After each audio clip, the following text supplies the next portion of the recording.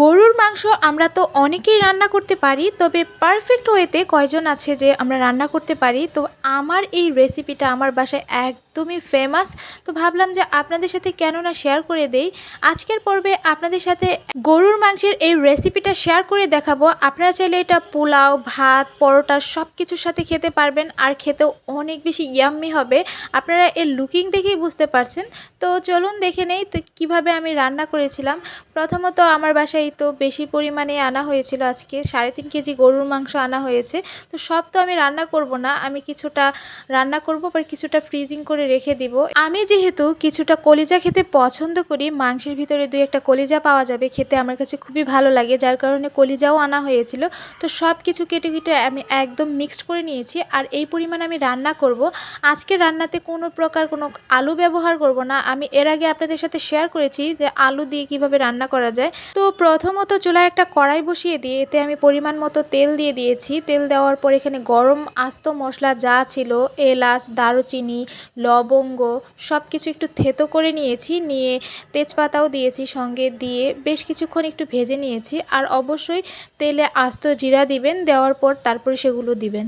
দেওয়ার পর কিছুক্ষণ পর আমি এখানে যে মশলাটা ব্যবহার করছি, আমি ব্লেন্ডারে আদা, রসুন, পেঁয়াজ, কাঁচামরিচ সব পরিমাণ মতো দিয়ে আমি ব্লেন্ড করে নিয়েছিলাম। সেই মিশ্রণটাই এখানে দিয়ে দিয়েছি, আর দিয়েছি জিরা বাটা। তারপর খুব সুন্দর করে আমি এই মশলাটা তেলের সঙ্গে ভেজে নিয়েছি যতক্ষণ পর্যন্ত মশলার কাঁচা গন্ধটা না যাচ্ছে সেই পর্যন্ত। তারপর একে একে হলুদের গুঁড়া, মরিচের গুঁড়া আর পরিমাণ মতো লবণ দিয়ে এখানে জাস্ট ঢাকনা দিয়ে ঢেকে দিয়েছি। এই মশলাটা যত সুন্দরভাবে কষাবেন তরকারির টেস্টটা তত বেশি ভালো আসবে।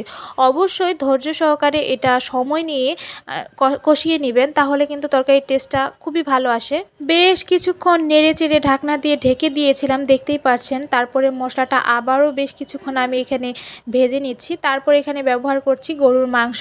আপনারা কি পরিমাণে রান্না করবেন সেই পরিমাণে দিয়ে দিবেন, সেই পরিমাণেও মশলাটা ব্যবহার করবেন। আমি আমার পরিমাণে দিয়ে দিয়েছি।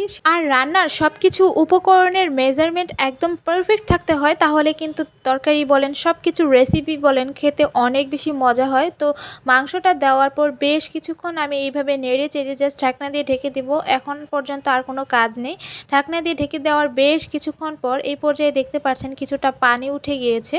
তো এই পানিটা যতক্ষণ পর্যন্ত থাকবে ততক্ষণ পর্যন্ত হালকা হালকাভাবে কষিয়ে নিতে হবে। খুব বেশি জাল দেওয়া যাবে না, আবার খুব বেশি কম এরকমও না, নর্মাল একটা জাল দিয়ে এইভাবে কষিয়ে নেবেন। আরও কিছুটা পানি উঠে গেছে দেখতে পাচ্ছেন।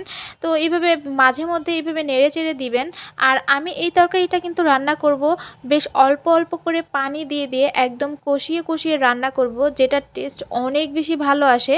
একেবারে পানি দিয়ে যদি রান্না করতে যান মাংসটাও শক্ত থাকবে আর খেতেও তেমনটা ভালো লাগবে না। তো এই পর্যায়ে দেখতে পাচ্ছেন যে একদম শুকিয়ে গিয়েছে ঝোল। তো এখানে আমি পানি ব্যবহার করেছি, আর অবশ্যই গরম পানি ব্যবহার করবেন, না হলে কিন্তু মাংস অনেক বেশি শক্ত থাকবে, খেতেও ভালো লাগবে না। আর মাংসটা যদি সফট আর নরম না হয় তাহলে কিন্তু খেতে একদমই ভালো লাগে না। তো এই পর্যায়ে পানি দেওয়ার পর বেশ কিছুক্ষণ আমি আবারও এখানে নেড়ে চেড়ে নিচ্ছি। এখানে প্রায় 50% রান্না হয়ে গিয়েছে, তো এখনও আমার আরও 50% রান্না করতে হবে। তো এখানে আমি আবারও পানি দিয়ে জাস্ট ঢাকনা দিয়ে ঢেকে দিব। এই পর্যায়ে আমি একটু বেশি পরিমাণেই পানি দিয়েছি।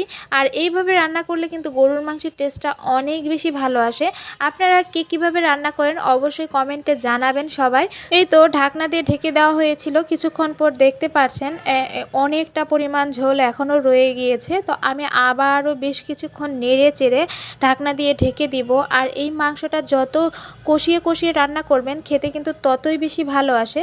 তো এই পর্যায়ে দেখতে পাচ্ছেন যে অনেকটাই ঝোল শুকিয়ে এসেছে। আমি কিন্তু 3বার পরিমাণ পানি ব্যবহার করেছিলাম, আর অবশ্যই গরম পানি ব্যবহার করতে হবে। তো এই পর্যায়ে প্রায় রান্না আমার হয়ে এসেছে। আপনারা বুঝবেন কিভাবে, উপরে তেল যখন ভেসে উঠবে তখনই বুঝবেন যে রান্না প্রায় রেডি। আমি এখন জাস্ট ঢাকনা দিয়ে অল্প জালে কিছুক্ষণের জন্য রেখে দিব, তাহলে মাংসটা অনেক বেশি সফট হবে। তো এই পর্যায়ে আমি ঢাকনা দিয়ে ঢেকে দিচ্ছি। ঢেকে দেওয়ার পর বেশ কিছুক্ষণ পর আপনাদের সাথে শেয়ার করে দেখাচ্ছি মাংস একদমই রেডি। আর এইভাবে রান্না করলে কিন্তু গরুর মাংসের টেস্টটা অনেক বেশি ভালো আসে। আমি জানি না আপনারা কিভাবে রান্না করেন, তবে আমি এইভাবে রান্না করি আর খেতেও খুবই দুর্দান্ত হয়।